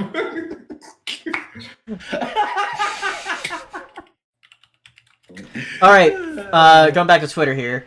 Enigma Royal Prince asking, what would be an anime that you would recommend to someone who would want to see a new anime based on your word and experience from said anime? Hero showed me the greatest anime of all time. That's like South Park and Oh drawn my together. god. Wait, so what was the question? Recommended anime? What? Based on your word and experience from said anime. Don't say something basic like My Hero Academia. Let's say something like fancy, some weeb talk. But like the first, because I wouldn't recommend Made in Abyss as like a first anime. That's a heavy one to be like, yeah, here's some anime and there's children getting very. He's just saying like Yeah. someone who wants to see a new anime. Well, like fucking what new anime from the season or just new anime in general? Yeah. Like they're new. I thought you meant like they're new to anime and like what you would recommend them. Yeah, Is that what it's saying? they're new to anime or a new anime. No, he said recommends to someone who would want to see a new anime. Oh, just okay. Just so maybe someone who's already familiar with anime. Okay, sure. Who wants to see a new anime? They Based probably already on seen mine. Demon Slayer. Then I mean, Yeah, based on my word alone. I like when anime have time skips on them and they tell a good story. So Nagi no Asukara is a really, really good one that tugs at your heartstrings. Has some, yeah, that one, sure. how heavy are the dumbbells you lift? Tugs at your muscle strings. There you go.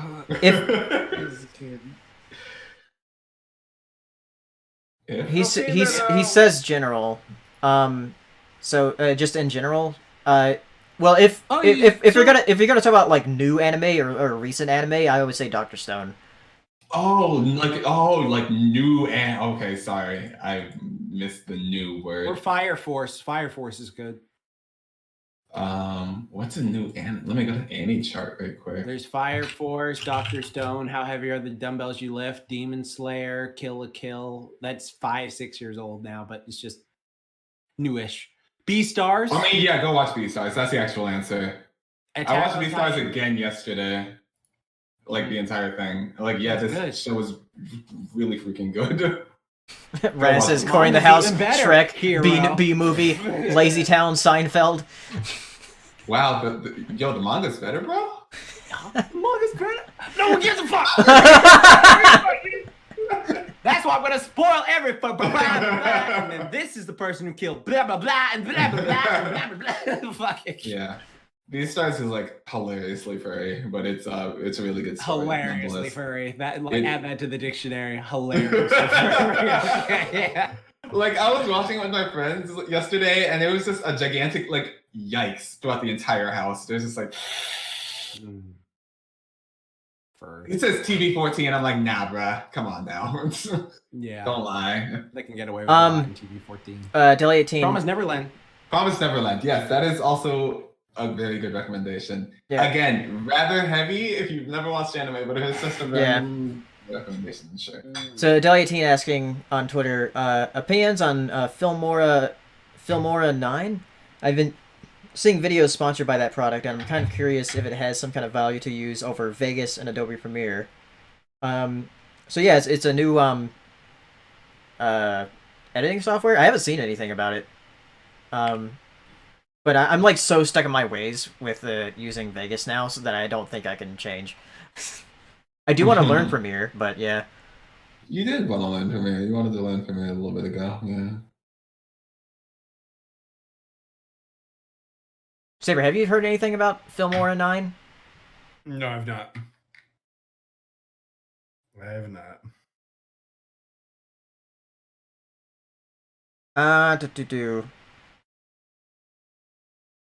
Let's see. From Connor Johnson asking, in my opinion, the best animated feature of 2011 is a Hungarian epic called The Tragedy of Man. It's one of the most beautifully complex animated films I've ever seen. If you're interested in watching it, it's available on Google Play and iTunes. The Tragedy of Man. Yeah, I don't think I've heard of that. It says, also worth mentioning, it took 23 years to produce. Huh. Jesus. Damn. And he also asks, have you read The Handmaid's Tale? I have not. I think he's saying, yeah. That's right. Okay.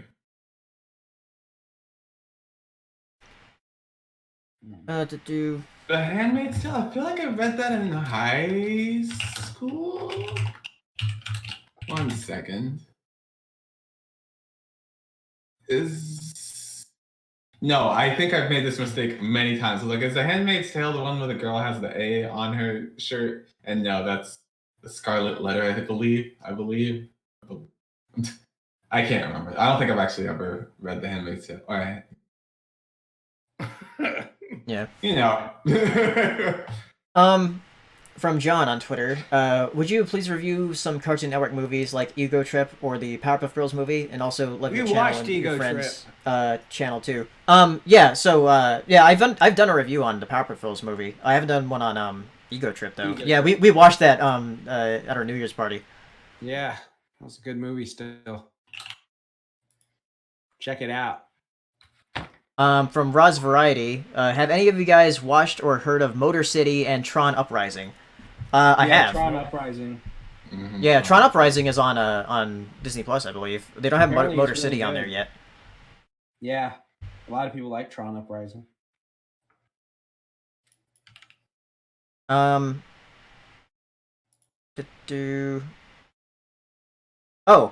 Santo Celine, this is a question for Saber. Yeah. Saber, you there? Yes. How's Kingdom Hearts going for you? I like it a lot. It's fun. Also, I'm enjoying Paleo, are you this. ready for Yozora and Remind? Yeah, I'm gonna get Remind this weekend after I get my video out. Connor Johnson asking, I think it's safe to say that Aaron Carter is a scumbag. Wouldn't you agree? Yeah, there was that whole thing about him trending this week. What Yeah, fuck happened him. with this dude now? He's so on for his promotional thing for his new album, he took someone's artwork and he didn't credit them. like usual. So it's just that whole thing. And then the artist was like, well, this is bullshit, rightfully so. And he was just like, well, fuck boy, here, I'm gonna give you a shout out, asshole. I'm gonna do this. And he was like posting his like, there's a link to all his shit. Don't say I don't help these fucking bitches and shit like that. And then everyone was just like, wow, you're a piece of shit. And it just completely went in his face. It's like, yeah, fuck you. Fuck you. It's it really is a testament that Aaron Carter hasn't been relevant since he lost that game of show. And that he turned into a massive scumbag. Like, talk about being so disassociated with reality. Like, don't worry, I gave you artist a shout out. Just get your panties in the water. Whatever. It's like, dude, you're just a fucking like dick scumbag. I was gonna come up. That's why you have no money. Spicier word, but yeah, he's I look at his net worth and I'm like, dude, you're actually not. I know YouTubers who are richer than you are, bro. Like, damn. Oh, we got another super chat here from Malik Webster. Favorite Titmouse animation / show. Let me. Don't know what that is. They make a lot of different things on. I know they do a lot of Adult Swim stuff. Oh, did they make Tuca and Birdie by chance? I feel like I remember seeing I don't think that so. name. Maybe not. Okay. Let me see here. Yeah, there's a lot of stuff they've done. Oh, it's maybe no. I think it was when I was watching Mau Mau with you. That's when I remember seeing. Oh yeah, they do Mau Mau. Yeah. Wait, what? They did Mau Mau and they're named Titmouse? So that appears on Cartoon Network after they finish? Yeah. Titmouse? Yeah, Mau Mau's probably my favorite out of here. I'll have to look further ones. So the word Titmouse appears on Cartoon Network after as it's the name of a bird. It's like okay, yeah, whatever. You want to see a pair of great tits? I'm looking at. Oh yeah, they did Motor City. So yeah. They've done a lot. Yeah, they do Venture Brothers. So Titmouse. I don't know. They know what they're doing. They know what the fuck they're doing. Yeah. Super Jail is a great one they did. They did Venture Brothers. Fuck yeah, that's a good show. And Metalocalypse. What is this Yo-Yo Toki Happy Ears? It looks cute. I want to watch it. Whatever. What the hell is all of this? Dog, you want to see a pair of great tits? Are these just sperm? It says TMNT, Dawn vs. Raph. What? Oh, they did one of those TMNT shorts? I guess so. Oh, okay, cool. Yeah, those shorts were really fucking awesome. There was one where the TMNT became human, and it was just like, they look how I imagined them. Yeah, that's interesting. Oh, they did that fucking. Oh, they did Neo Yokio. Yep, that's it. That's the one. You guys have no class. All right. Going back to Twitter here. From Ryan Walterson, asking thoughts on Disney renaming Fox Studios to 20th Century Studios and Searchlight Pictures. Yeah, removing the Fox name from it. Dead. Are they going to change the name of, like, the Fox channel? Oh, so that means no more Fox Kids. Do the thing. I mean, Saturday morning cartoons have been dead for a while now. Yeah. By the way, Jax, a fox is the name of an animal. No. Just like Titmouse. What? You fucking perverts.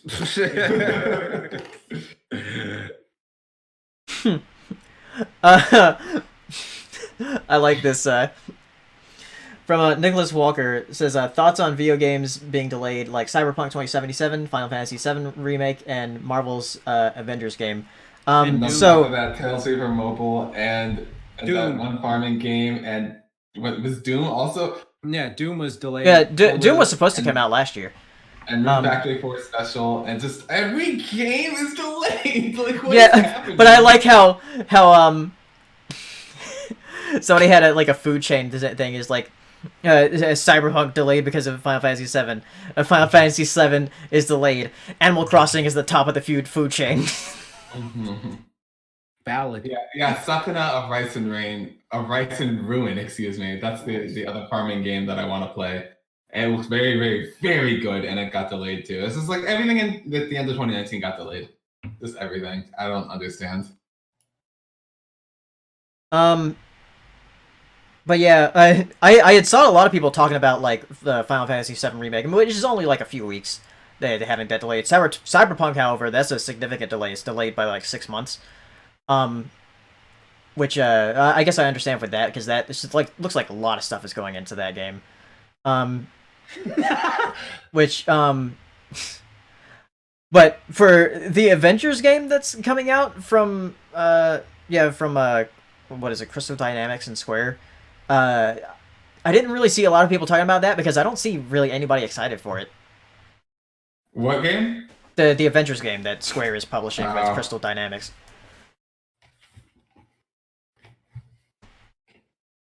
So we'll see what happens when that comes out. When was the last time? I was about to ask you this question. I was about to say, when was the last time I was like genuinely excited for a AAA game? Not that I'm literally currently playing Monster Hunter World Ice.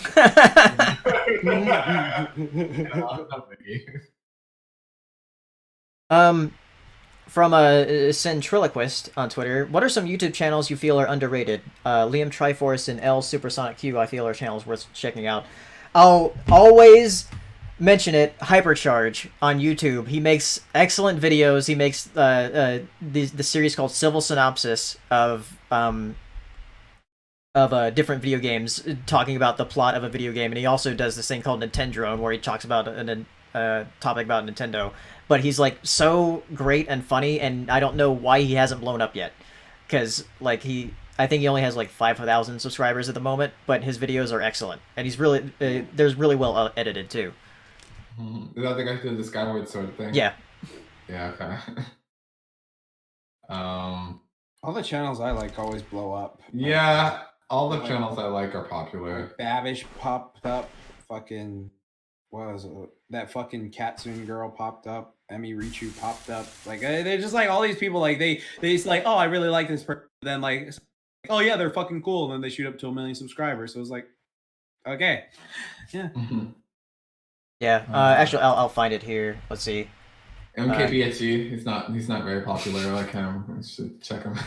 Oh yeah, there was a Twitter account I followed, and I showed Saber, and it like blew up overnight. Was the science diagrams that look like shit posts? Yeah, it like blew up overnight. Because I think it's like so many people realize, oh yeah, science diagrams can look like fucking shit posts. They're hilarious. Like GG. Yeah, I'm gonna post a Hypercharge's channel in the chat because his content's really great. So let's see. What are some? Oh wait, that was a thing. Okay. Rigid Rat asking, would it be cool if there was a movie where it was Small Soldiers versus Toy Story crossover where Woody and Buzz get fucking destroyed? No, that'd be fun. Oh, that'd be amusing. Yeah, and then they actually start talking to the adults and like, what the hell are you doing? And he's just like, what? Yeah, that'd be amusing. Yeah. Amusing. Phantom of the Night asking, thoughts on Miku at Coachella? Yeah, Hatsune Miku is going to be at Coachella. What? Is that real? I think so. Apparently. Yeah. Okay. Sure. Why not? It's 2020. Oh, that hurt to say. Oh God. Oh, I didn't like it. Ryan Walterson asking, what are some good songs from bad movies? Good song with like Toxic Love. There was that one in Sheep and Wolves. It's like a score, but there was that one in Sheep and Wolves too, oh yeah, that we were watching. And I was like, why is this in this movie? Like, what? It was like beautiful scoring in this garbage movie. Yeah. I'll tell you a movie that has a really good score, but it's not very good is Chappie. Chappie has a good like OST, but the movie I just didn't like. I won't say it has a good score, but I like it because it's one of those movies that I never defend, but that I know every song from 8 Crazy Nights like that. Every song from 8 Crazy Nights, I just remember every lyric of it. There you go. Ryan says the prayer from Celine Dion from Quest for Camelot of all movies. Oh yeah, Quest for Camelot has some good songs. I Stand Alone. Yeah. Song. That song is amazing. Why? I stand alone. Like every tree stands on its own. That movie I walk alone. That is one of the most we want to be like Disney movies I've ever seen in my life. Yeah, they even had Godzilla in it. When When they were like, oh, if I didn't have you, and then he's just like, what would you be? I'd be a fire-breathing lizard, and he turns. I wasn't doubting you. I was just right. Like my brain was going through the catalog. Where I'm like, where was that? You're right. Yeah. You're right. That was good. That was Godzilla, not Godzilla. Yeah. So this one I don't think is real. SB300 or what they're asking about says what are your thoughts on the OKKO movie announced? I don't think a movie was announced because when I type in OKKO movie, I see like a thing from the Idea Wikia. So I don't think there's a movie because that's the only thing I see here. But I know that the We Bare Bears movie is coming out. Yeah, Ryan in the chat said it's not real.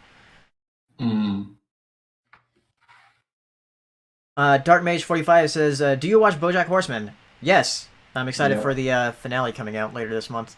I'm excited that it is ending. Yeah. That in a good way, not a bad way. Yeah, in a good way, yes. It's concluding. I'm glad that they It's finishing. Hopefully it's a good ending. Because it is my favorite animated cartoon, and it needs to end.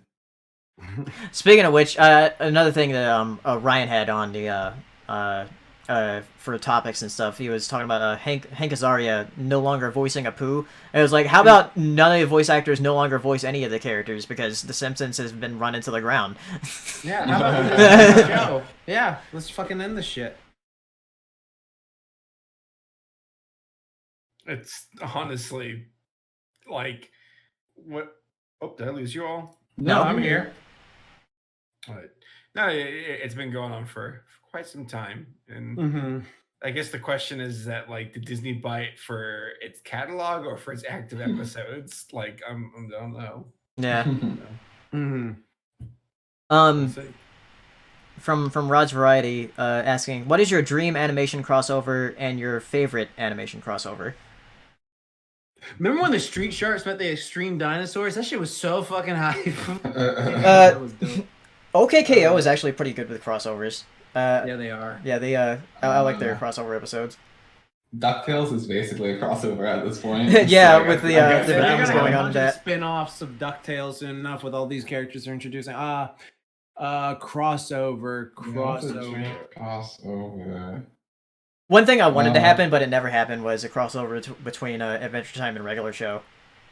I wanted to, you know what, Adventure Time, I know it would make no sense, but Adventure Time's wacky. I really wanted Fiona to meet Finn in like some wacky, weird portal space episode. Like with the Avatar, I always wanted the Legend of Korra gang to like meet the younger gang by some portal shit or something. Because like fucking Naruto's doing this now where they're like going back in the past, they're talking to the people, and it's actually funny. So someone there was that thread where it's like unpopular cartoon opinion, which most controversial opinion on cartoon, something like that. Which the majority of them is like, no, this isn't controversial. You're just saying what, like, there's enough of a chunk of people to agree with you. Yeah.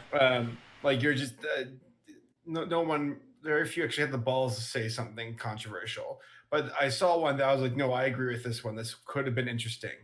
Is they were like, I wish that Bubblegum would have become the villain at Adventure Time, and I'm like, that would have been a better villain than fucking what's her name in Game of Thrones. Oh yeah, what's her name? Daenerys? Yeah, Daenerys.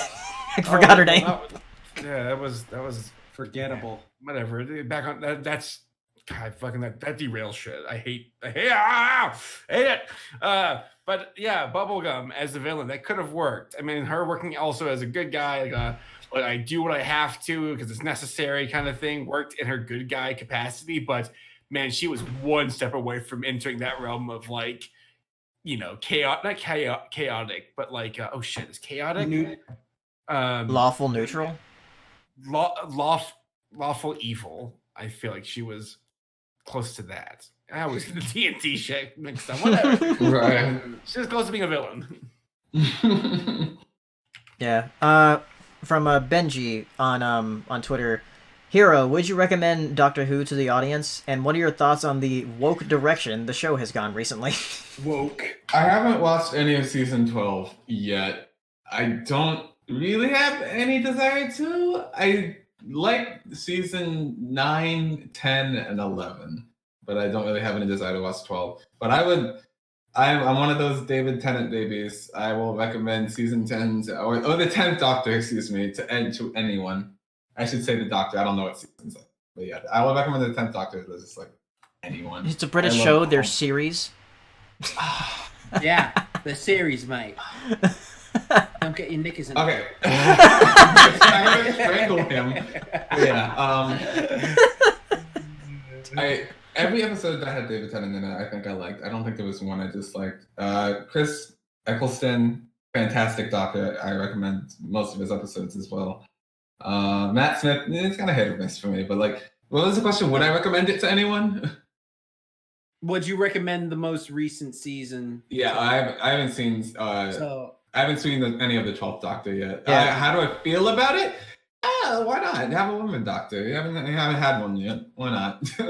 They're woke. What will happen with you first, possibly, if it happens at all? A first woman Doctor or first black James Bond? I'm serious, by the way. I'm being 100% legit. Well, didn't they say like James Bond can be like any color man, but no woman at all? I don't know. Mm-hmm. I could have swore I read that somewhere. So. Well, the first woman Doctor has already happened. Like, yeah, it's Wait. now. Oh, No, I mean like woman What? James Bond. Yeah, there's a woman Doctor. I did not know that. So there you Yeah. go. It happened. It already happened. From Nathaniel Foga asking, who's going to be seeing the Sonic movie on opening day? I am. I am actually. Yeah. Have fun with that. You guys have a job to do. For us that don't have a job to do, I will not be seeing it on the next day. Seeing it on Valentine's Day. Can't Is that Yeah, what it comes alone. out? Oh my god. Oh my god. Should be fun. Oh, what was that? Oh, sorry, I'm still in the Doctor Who. There was that episode where they're on the train. It was either a train or a subway, and there was just like this nameless monster that was just like threatening them, and everyone inside the train was like going insane. Oh, that was such a good episode. Oh, such a good episode. I have no idea why I felt the need to say that, but I was just thinking about it. I was like just thinking about good episodes. Yeah, they couldn't go outside the train because where they blinded or something. I forgot. It's been a while. All right, we got a few more questions on Twitter here. So if you want to ask any more, either Super Chat or Twitter. So Waddle's asking, I don't know if you'll answer this, but your most controversial cartoon opinion. So I guess going on with the that thing on Twitter that was going on. Okay, so the most controversial cartoon opinion. Okay, I'll just say them again. I tweeted out. All right, Batman the animated series and TMNT 2003 are both great series, but they have meh as fuck fight choreography, especially when you watch them today. Fight choreography is just like some soccer. Like back in the day, it was always just like some like 1-2, and then they go flying like bop. And then it's just like, that's why we switched to watching anime, because it actually had fights and choreography instead of like this soccer, like, oh, I'm going to hit you once, you go flying by and shit like that. So it's just stupid.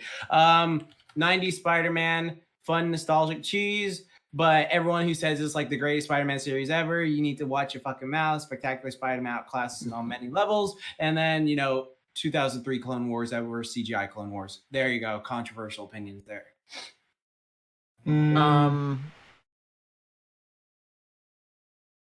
Also, cleavage. Why the fuck is cleavage? I think I'm with you. I'm gonna say it legitimately. It's stupid. It's a body part. What is wrong with cleavage in shows? It's so funny how like cleavage is so, like I guess tiptoed around when it comes to drawing character designs, but they can have the biggest ass and the biggest thighs. It's unbelievable. They have a dump truck. I come at this from like literally not from like a male perspective, like I want to see the titty. Literally from like how are we going to be equal as a society if we can't just level with each? Like we all have certain parts to our body. Why do we need to like shame them? You know, and Exactly. like kids see cleavage on their mothers. They go to the store, they see cleavage on ladies there. If you hide it, it almost brings more attention to it. You know, I don't understand what the problem with It's cleavage stupid. in shows is. Yeah, because like if you want to, like again, like it doesn't have to be titillating. All it has to be is just a simple line. That's it. Just one line right there. Or like if it's that big a deal for your younger audiences and shows, then don't make them wear those type of shirts that would show it off. Right. I'll have you know that banning things has been very successful. During the Prohibition, no one drank alcohol. Oh God. I think that's the biggest fault of people who push their morals on others is like that. Like, I mean, obviously, don't hang dong at a kid show, you know. But like, right. But like, cleavage should be like some nightmarish thing. I guess it all depends on how it's portrayed. Because if it's normalized, like women have breasts. They do. You know, it's welcome to the planet. Again, this is all contextual and how you go about presenting it. But like, I mean, as a kid, when I saw cleavage in cartoons, I wasn't like, I was like, start crying. Yeah, I was like never like that with like Miss Bellum and Powerpuff Girls at all. Yeah, I just saw it as a lady. Like, I mean, ladies have that, okay. There was only one scene of Miss Bellum that made me go like, oh, and that was when she was like, girls, do your thing. And then she like did that little, like that, like she was open. Like that did some for me as a little kid. Like if you're bringing attention to it, then yeah, I can see that. But like if it's just a character existing, having the body parts that they do, like whatever. Well, that happened with it's a shame. Oh God, this is gonna go in a really like not like pertinent to what we talk about direction. So I'm gonna stop. But yeah, I think people make a big deal out of it than it actually is. The end. Yeah, there you go. Yeah. A super chat from Deli18 asking, which fan base is worse, Pokemon or Smash? Yikes, that is a question I'm not going to answer. So I saw that thing trending, or not trending, but like a tweet on Twitter about that, and they were bringing up like so many other fandoms that are like 10 times worse for what they've been done. The Universe one is just like, they didn't try to fucking put a needle in someone's cake and poison, like like Jesus. Or like what the Voltron fandom did to like the the studio. Fuck the Voltron fandom, that's stupid. Yeah. Or the Rick and Morty fan, or Dragon Ballers, they do this shit. Yeah. So it's just like, oh God, they fight themselves. They will get up in their face like, ooh, there's a little power. The Smash. Nope. Do what must be done. Do not hesitate. I won't. All right. Next thing. Ozzy asking, now that the Owl House is out, do you think that the show will be the spiritual successor to Gravity Falls, Starversus, and now Steven Universe Future? Now that we're in a new decade and or other animation studios to take the helm. I want it to be the quality Starversus was with a better ending. That's all I ask, really. The quality Gravity Falls was too. That'd be good. Mm-hmm. Yeah. Gravity Falls is the ending you should aspire to have. And Nathaniel Foga, this is the last question on Twitter. Any ideas you have for the panels at MomoCon this year? There's a few, which I think pretty much all of them will probably be confirmed since we're going to be guests. Yeah. Because I'm going to be doing one on Adventure Time's 10-year anniversary, My Little Pony's 10-year anniversary for Friendships and Magic. There's going to be a Toon Clash we're going to do about the best cartoons of the decade. I'm going to be putting a poll out a couple months before the con for that to see like which ones actually get in the top 8, because we'll do a top 8 like we did last year. And then I'm also going to be doing anime versus cartoons, and we'll have a discussion. Not a debate, a discussion. Did you pull out? I don't know again. pulled out yours. I thought that's what we were I'm doing. just like holding something. Like what? Oh, Oh my god. I got Put one. it down now, It's Jesus. 5 pounds heavier. Oh my gosh. Oh god. All right, and that's all the questions I got on Twitter. And it's 11. Yeah, and I Good guess it's time to end the show. It's time to end the show. I hope y'all had a good time. Be sure to follow us on all our social medias down below. You can find all of us on Twitter at Hirasashi, at Paleosteno, at Saberspark. You can find us on YouTube at Paleosteno, Saberspark, Hirasashi, even though he hides it, it's still there. Jack's Played Fitness. You can find all of us and email us. We don't do emails. This is the wrong podcast for that. That's weird. I Yes, just it does. made a song. This is not on my channel, you dingus. Yeah. So I hope you have a good night. Thank you for watching.